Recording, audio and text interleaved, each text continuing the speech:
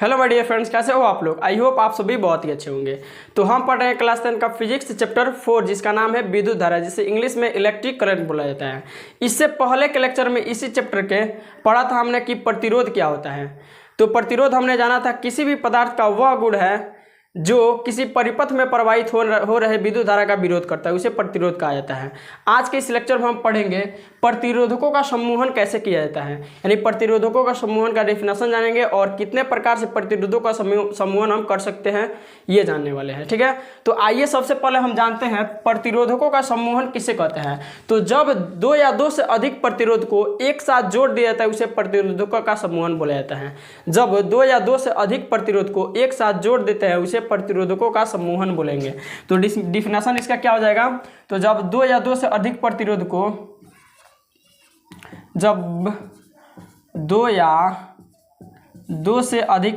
को दो या दो से अधिक प्रतिरोध को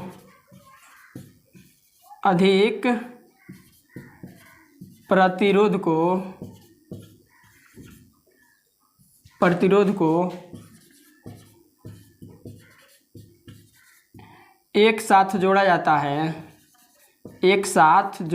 है, जब दो या दो से अधिक प्रतिरोध को एक साथ जोड़ा जाता है उसे प्रतिरोधकों का सम्मोहन कहते हैं। उसे क्या बोलेंगे, तो उसे प्रतिरोधकों का सम्मोहन बोलेंगे। उसे प्रतिरोधकों का सम्मोहन बोलेंगे। प्रतिरोधकों का सम्मोहन कहते हैं। प्रतिरोधकों का सम्मोहन कहते हैं। ठीक है, सम्मोहन कहते हैं। तो जब दो या दो से अधिक प्रतिरोध को एक साथ जोड़ देता है उसे प्रतिरोधकों का सम्मोहन बोला जाता है। प्रतिरोधकों का सम्मोहन हम दो प्रकार से कर सकते हैं। एक तो श्रेणी क्रम सम्मोहन हो जाएगा। पहला क्या हो जाएगा, तो श्रेणी क्रम सम्मोहन।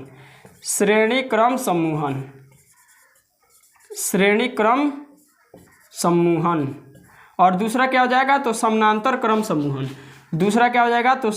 क्रम सम्मोहन। यहाँ पे लिख देते हैं। दूसरा क्या हो जाएगा, तो समानांतर क्रम सम्मोहन।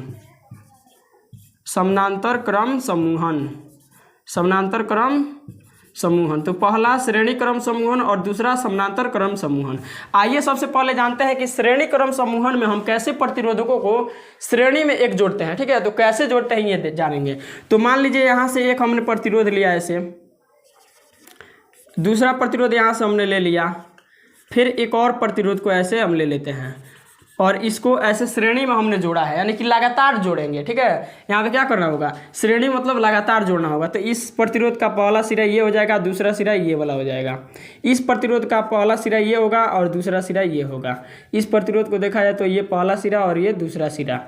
इसमें क्या हो जाएगा, ये वाला पहला हो जाएगा और ये वाला दूसरा हो जाएगा। तो इसका डिफिनेशन कैसे बोलेंगे, श्रेणी क्रम सम्मोहन में कैसे हम प्रतिरोधकों को जोड़ते हैं। तो बोलेंगे जब प्रतिरोध का पहले प्रतिरोध का दूसरा सिरा और दूसरे प्रतिरोध का पहला सिरा, दूसरे प्रतिरोध का दूसरा सिरा और तीसरे प्रतिरोध का पहला सिरा एक साथ जोड़ते हैं इसे श्रेणी क्रम सम्मोहन बोला जाता है। कैसे बोलेंगे, तो जब पहले प्रतिरोध का दूसरा सिरा और दूसरे प्रतिरोध का पहला सिरा और दूसरे प्रतिरोध का दूसरा सिरा और तीसरे प्रतिरोध का पहला सिरा एक साथ जोड़ते हैं इसे श्रेणी क्रम सम्मोहन बोला जाता है। ऐसे आप और भी बढ़ा सकते हैं इसको। ठीक है, तो इस प्रकार के सम्मोहन को क्या बोलेंगे, श्रेणी क्रम सम्मोहन बोलेंगे। समानांतर क्रम सम्मोहन में क्या होगा, तो इसमें प्रतिरोध इसमें भी दो से अधिक प्रतिरोध को जोड़ते हैं। ठीक है, एक ये प्रतिरोध रहा, दूसरा यहाँ पे बना देते हैं, एक ये रहा प्रतिरोध और एक और प्रतिरोध यहाँ पे जोड़ देते हैं इसमें, एक ये वाला प्रतिरोध रहा।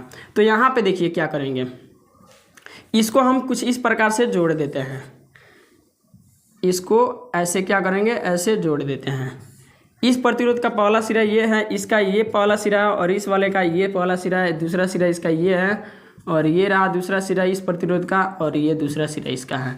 तो इसको कैसे बोलेंगे, जब प्रतिरोधों का पहला सिरा एक साथ और दूसरा सिरा एक साथ जोड़ा जाता है इसे समानांतर क्रम सम्मोहन बोला जाता है। जब प्रतिरोधकों का पहला सिरा एक साथ और दूसरा सिरा एक साथ जोड़ा जाता है इसे समानांतर क्रम सम्मोहन बोला जाता है। तो आई होप ये सभी आपको समझ में होगा। आप इसका स्क्रीनशॉट ले, इसके बाद हम क्या करेंगे, तो एक एक करके श्रेणी क्रम के बारे में सबसे पहले जानेंगे हम ओम के नियम पर बैठा के और समानांतर क्रम सम्मोहन के बारे में जानेंगे। तो आप इसका स्क्रीनशॉट लीजिए, इसके बाद हम देखते हैं उसको।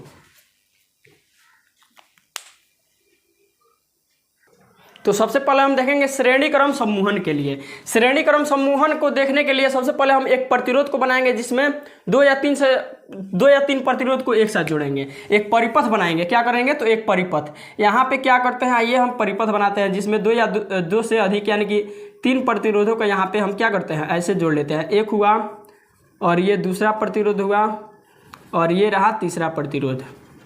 हमने 3 प्रतिरोधों को ऐसे क्या करेंगे जोड़कर एक परिपथ का निर्माण करेंगे। तो ऐसे क्या करेंगे, इसको ऐसे नीचे लाएंगे और इसको भी ऐसे नीचे लाएंगे। इसको थोड़ा स्ट्रेट खींचना है, ऐसे सीधा लाना है और इसको ऐसे सीधा लाएंगे और इसको यहाँ से एक बैटरी से जोड़ देंगे। क्या करेंगे, इसको एक बैटरी से ऐसे जोड़ देंगे। ये बैटरी से इसको हमने क्या किया तो जोड़ दिया, ऐसे यहाँ से इसको मिला देंगे। हमने क्या किया तो 3 प्रतिरोधों को लिया और उससे से एक परिपथ बनाया, परिपथ में जोड़ के। इस प्रतिरोध का नाम रख देंगे R1, इसका नाम रखेंगे R2, इसका नाम रखेंगे R3 और प्रतिरोध के बीच के विभवांतर को मान लेंगे कुछ। यहाँ पे क्या मानेंगे, इस प्रतिरोध के बीच का विभवांतर V1 मान लेते हैं। क्या है तो V1 है और इसके बीच का प्रतिरोध का विभवांतर को मान लेते हैं V2। क्या मान लेते हैं तो V2 मान लेते हैं और इस वाले के बीच के विभवांतर को क्या मान लेंगे तो V3 मान लेते हैं।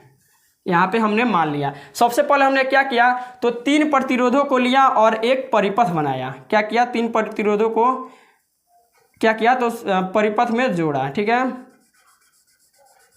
3 प्रतिरोधों को परिपथ में एक साथ हमने जोड़ा है और एक परिपथ का निर्माण किया है और उसको एक बैटरी से जोड़ दिया है और प्रतिरोधों के बीच के विभवांतर को V1, V2, V3 मान लिया है। और दूसरा क्या काम करेंगे तो एक समतुल्य प्रतिरोध का निर्माण करेंगे जो इन सब ये तीनों प्रतिरोध मिलकर जितना काम करेंगे उतना वो अकेले कर देता है, समतुल्य प्रतिरोध। ठीक है, तो एक और प्रतिरोध का निर्माण करेंगे जो इन तीनों प्रतिरोध के बदले में यानी कि जितना काम ये करेगा तीनों मिलकर उतना काम एक प्रतिरोध वो कर देगा। ठीक है, एक परिपथ कर देगा। तो उसमें एक क्या करेंगे, सबसे पहले एक परिपथ बनाएंगे, उसमें उस प्रतिरोध को जोड़ेंगे।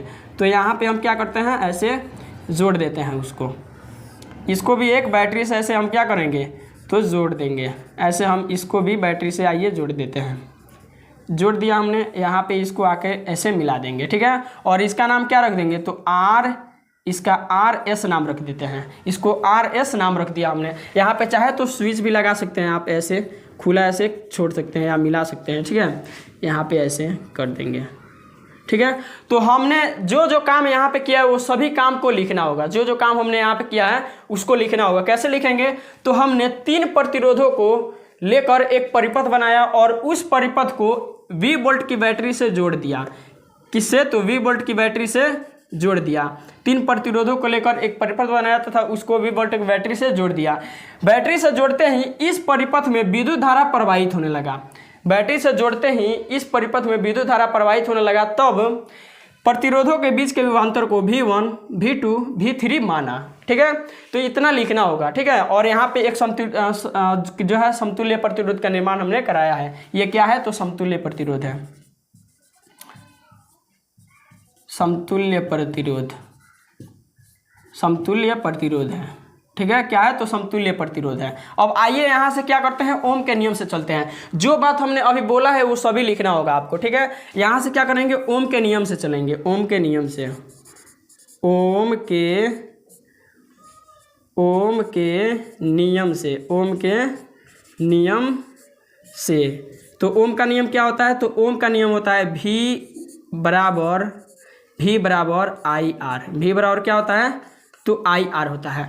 अगर हम क्या करते हैं पहले विभवांतर को लेते हैं तो V1 होगा। क्या होगा तो V1 होगा और पहले विभवांतर को V1 माना है तो इसका प्रतिरोध कितना है तो R1 है, तो यहाँ पे R1 हो जाएगा। अगर दूसरे विभवांतर को लेते हैं V2 तो क्या हो जाएगा यहाँ पर तो IR2 हो जाएगा यहाँ पे। अगर हम क्या करते हैं V3 को लेते हैं यहाँ पे V3 को तो क्या हो जाएगा IR3 हो जाएगा यहाँ पे। ठीक है, तो इसको मान लेंगे, इसको समीकरण 1 मान लेंगे, इसको समीकरण 2 मान लेंगे और इसको समीकरण 3 मान लेंगे। हमने क्या किया तो ओम के नियम से चला। ओम का नियम हम जानते हैं क्या होता है V बराबर IR होता है। तो यहाँ पे अगर विभवांतर 1 लेते हैं तो क्या हो जाएगा, तो IR1 होगा, क्योंकि इसका प्रतिरोध R1 है। अगर V2 लेंगे तो यहाँ पे क्या हो जाएगा, IR2 हो जाएगा। V2 लेंगे तो IR2 हो जाएगा। अगर V3 लेते हैं तो IR3 हो जाएगा। वही है यहाँ पे हमने लिखा है और इसको 1 2 3 समीकरण मान लिया है। और तो यहाँ पे समतुल्य प्रतिरोध के लिए देख लेते हैं। यहाँ पे किसके लिए, समतुल्य समतुल्य प्रतिरोध के लिए अगर देखा जाए तो क्या हो जाएगा, तो समतुल्य प्रतिरोध के लिए V इक्वल टू क्या हो जाएगा, तो IRS हो जाएगा। V इक्वल टू क्या हो जाएगा, तो IRS हो जाएगा। ओम का नियम V बराबर IR होता है, तो यहाँ पे V बराबर क्या लिखेंगे, समतुल्य प्रतिरोध के लिए क्या है प्रतिरोध, तो RS है, तो RS यहाँ पे हमने लिख दिया। अब आइए चलते हैं समीकरण 1 2 और 3 से। समीकरण 1 2 और 3 को क्या करेंगे, जोड़ेंगे। यहाँ पे क्या करेंगे, समीकरण 1 2 और 3 को जोड़ने पर यहाँ पे आइए बना देते हैं। यहाँ पे समीकरण 1 2 और 3 को जोड़ने पर समीकरण 1 2 और 3 को जोड़ने पर यहाँ पे हम तीनों समीकरणों को क्या करेंगे, जोड़ेंगे। तो समीकरण 1 2 और 3 में अगर देखा जाए तो ये V1 भी इसका राइट हैंड साइड एक तरफ जोड़ेंगे और लेफ्ट हैंड साइड एक तरफ जोड़ेंगे, ठीक है। राइट वाला एक तरफ और लेफ्ट वाला एक तरफ। तो V1 V2 V3 एक साथ जुटेगा, तो V1 प्लस V2 और प्लस में V3 होगा, इक्वल टू क्या हो जाएगा, तो यहाँ पे IR1 IR2 IR3 होगा। IR1 plus IR2 plus IR क्या हो जाएगा, तो 3 हो जाएगा। यहाँ पे देखिए V1 V2 V3 क्या है, तो विभवांतर है। और विभवांतर को किससे लिखते हैं, तो विभवांतर को लिखा जाता है V से। किससे लिखा जाता है, V से। तो यहाँ पे हमने V लिख डाला और इक्वल टू में क्या हो जाएगा, इन सभी में क्या दिख रहा है आपको, तो I कॉमन दिख रहा है। तो I को बाहर यहाँ से खींच लेते हैं। तो I को इन सभी में से बाहर जब निकालेंगे तो अंदर में क्या बचा रहेगा, यहाँ से I बाहर निकलेगा तो R1 बचेगा। यहाँ से R1 क्या बचेगा, यहाँ से तो R1 बचेगा और प्लस में यहाँ से I बाहर निकलेगा तो R2 बचेगा, R2 और प्लस में यहाँ से I बाहर निकलेगा तो R3 बचेगा, ठीक है। और यहाँ पे V को कैसे हम किस रूप में लिख सकते हैं, तो यहाँ पे V को हम IRS लिख सकते हैं, क्योंकि V बराबर कितना IRS है और यहाँ पे भी V है, ठीक है। तो V के बदले में IRS लिख सकते हैं, ठीक है। तो V के बदले में IRS लिख दीजिए, IRS इक्वल टू यहाँ पे क्या है, तो R1 प्लस R2 प्लस में क्या हो जाएगा, तो R3 हो जाएगा। यहाँ I से I दोनों तरफ है तो कट जाएगा, यहाँ से निकल के क्या आएगा, तो RS equal to R1 plus R2 और प्लस में क्या हो जाएगा, तो R3 हो जाएगा। और ऐसे बढ़ता चला जाएगा, क्योंकि एक प्रतिरोध नहीं था यहाँ पे, चाहे तो और प्रतिरोध को जोड़कर हम लंबा कर सकते हैं। तो ये फॉर्मूला निकल के आया। अगर हमें क्या निकालना हो, अगर RS निकालना हो और प्रतिरोध ज़्यादा दिया हो, जैसे प्रतिरोध 1 2 3 करके दिया हो, तो ये वाला फॉर्मूला लगा कर हम निकाल सकते हैं उसको, ठीक है। तो न्यूमेरिक्स आता है इस पे, ठीक है, बनाने के लिए। तो इसमें हमने क्या क्या किया, आइए देखते हैं। सबसे पहले हमने 3 प्रतिरोध को लिया और एक परिपथ में जोड़ दिया और उस प्रतिरोध के बीच के विभवांतर को V1 V2 V3 माना। हमने क्या किया, तो परिपथ का निर्माण किया, जिसमें इन तीनों प्रतिरोध को मिलाकर जितना काम मतलब होगा ना, उतना अकेले ही कर देगा। तो इसको समतुल्य प्रतिरोध हमने बोला। दूसरा काम क्या किया, तो ओम के नियम से चला। ओम का नियम V बराबर IR होता है, तो यहाँ पे V1 अगर लेंगे, विभवांतर 1 लेंगे तो R1 हो जाएगा प्रतिरोध। तो V1 लिया हमने तो यहाँ पे IR1 हो गया, V2 लिया तो IR2 हो गया, V3 लिया तो IR3 हो गया। यहाँ पे समतुल्य प्रतिरोध में देखा जाए तो V बराबर IR होता है, तो V बराबर IRS है, तो यहाँ पे IRS ले लिया। और 1 2 3 को जोड़ने पर, समीकरण 1 2 3 को जोड़ने पर यहाँ पे हमने काम किया और यहाँ से रिजल्ट हमारे पास क्या निकल गया, IS equal to R1 plus R2 plus R3 plus R4 ऐसे बढ़ता चला जाएगा। तो इसका स्क्रीनशॉट लीजिए। अब इसके बाद हम देखेंगे किसके लिए, तो समानांतर क्रम समूहन के लिए।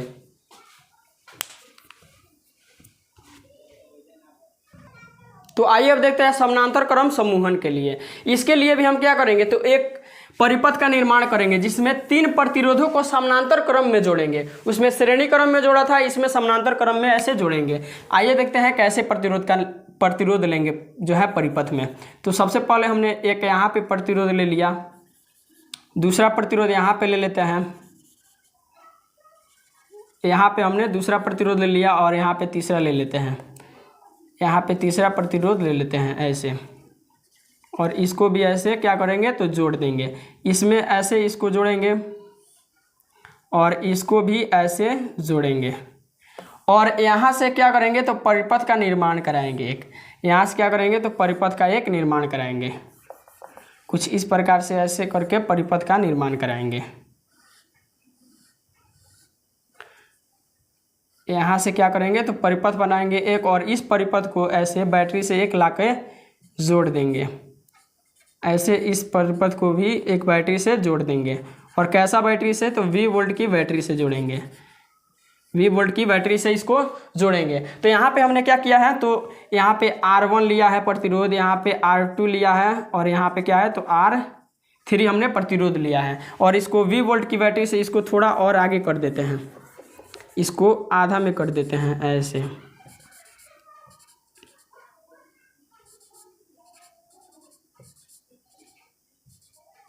ठीक है। ऐसे हमने जोड़ दिया, इसको V वोल्ट की बैटरी से जोड़ा है, और इसी के जैसा एक मतलब एक और परिपथ का निर्माण करेंगे जो इन प्रतिरोधों के बदले में, मतलब जितना काम ये करेगा 3 प्रतिरोध मिलकर उतना वो अकेले प्रतिरोध जो है परिपथ काम करेगा, उसमें ऐसा प्रतिरोध जोड़ेंगे, ठीक है।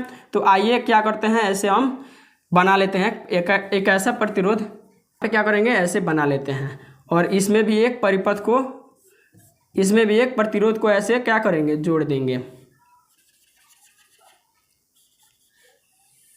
ऐसे हमने क्या किया बना लिया, इसको भी बैटरी से ऐसे जोड़ देंगे और इसको ऐसे मिला देंगे। इसका नाम क्या रखेंगे इस बार, RP नाम रख देते हैं इसका, ये जो प्रतिरोध है इसका नाम RP रख देते हैं, ठीक है। अब यहाँ से हम क्या करेंगे, देखिए कैसे इसको लिखेंगे, जो भी काम हमने किया है इसको लिखना पड़ता है हमें, ठीक है। तो लिखेंगे एक परिपथ बनाया तथा उस परिपथ में 3 प्रतिरोध को समानांतर क्रम में जोड़ा, और उस परिपथ को V वोल्ट की बैटरी से जोड़ दिया। V वोल्ट की बैटरी से जोड़ते ही इस परिपथ में I एम्पियर की धारा प्रवाहित होने लगा। क्या हुआ तो I एम्पियर की धारा प्रवाहित होने लगा। तब प्रवाहित होने वाली धारा को मान लिया, क्या माना तो I1, इसमें जो प्रवाहित हो रहा है धारा इसको I1 मानेंगे, इसको मानेंगे I2, इसको मानेंगे I3, इसको जो भी धारा इसमें प्रवाहित हो रहा है उसको क्या मान लिया तो I1, I2, I3 मान लिया, ठीक है। तो एक बार और देखिए कैसे बोलेंगे, एक परिपथ बनाया तथा उस परिपथ में 3 प्रतिरोधों को समानांतर क्रम में जोड़ा, और उस परिपथ को एक V वोल्ट की बैटरी से जोड़ा। V वोल्ट की बैटरी से जोड़ते इस परिपथ में I एम्पियर की धारा प्रवाहित होने लगा। तब प्रवाहित होने वाले धारा को I1, I2, I3 माना। इतना हमें लिखना होगा, और लिखने के बाद क्या करेंगे ओम के नियम से चलेंगे। क्या करेंगे तो ओम के नियम से लिखेंगे, यहाँ पे ओम के नियम से, ओम के नियम से चलेंगे। ओम का नियम क्या होता है तो अभी हमने देखा है ओम का नियम क्या होता है, इक्वल टू क्या हो जाएगा तो V बाई R हो जाएगा, I equal to V by R होगा। तो यहाँ से क्या करेंगे, अगर हम धारा को I1 लेते हैं तो प्रतिरोध क्या हो जाएगा तो V बाई IR1 होगा। अगर धारा को I1 लेते हैं तो क्या हो जाएगा प्रतिरोध R1 हो जाएगा। तो यहाँ पे हमने लिख डाला। अगर हम धारा को I2 लेते हैं तब क्या हो जाएगा तो V बटेगा R2 हो जाएगा, V बटेगा क्या हो जाएगा तो R2 हो जाएगा। अगर हम क्या करते हैं प्रतिरोध, यहाँ पे धारा को लेते हैं I3, क्या लेते हैं I3, तो क्या हो जाएगा V बटेगा R3 हो जाएगा, V बटेगा क्या हो जाएगा तो R3 हो जाएगा। तो ऐसे हमें देखना है, ठीक है, ऐसे हमें क्या करना है लिख देना है। अगर धारा I1 लेते हैं तो क्या हो जाएगा प्रतिरोध भी 1 होगा, और धारा 2 लेंगे तो प्रतिरोध 2, और धारा 3 लेंगे तो क्या हो जाएगा प्रतिरोध 3 होगा। तो सेम टू सेम वही काम करना है, इसको 1 मान लेना है समीकरण, इसको 2 मानेंगे और इसको मान लेना है 3, समीकरण 3। और समतुल्य प्रतिरोध के लिए अगर देखा जाए, समतुल्य प्रतिरोध तो यहाँ पे क्या हो जाएगा प्रतिरोध, समतुल्य प्रतिरोध के लिए तो यहाँ पे RP माने हैं तो I इक्वल टू क्या हो जाएगा अब V बाई क्या हो जाएगा RP हो जाएगा। तो यहाँ पे देखिए अब यहाँ पे क्या करेंगे, जैसे हमने उसमें काम किया था समीकरण 1 और 2 और 3 को जोड़ने पर, सेम टू सेम यहाँ पे भी वही काम करने वाले हैं। क्या करेंगे इसको जोड़ देंगे, समीकरण क्या लिखेंगे यहाँ पे समीकरण 1 2 समीकरण 1 2 और समीकरण 1 2 और 3 को जोड़ने पर, समीकरण 1 2 और 3 को जोड़ने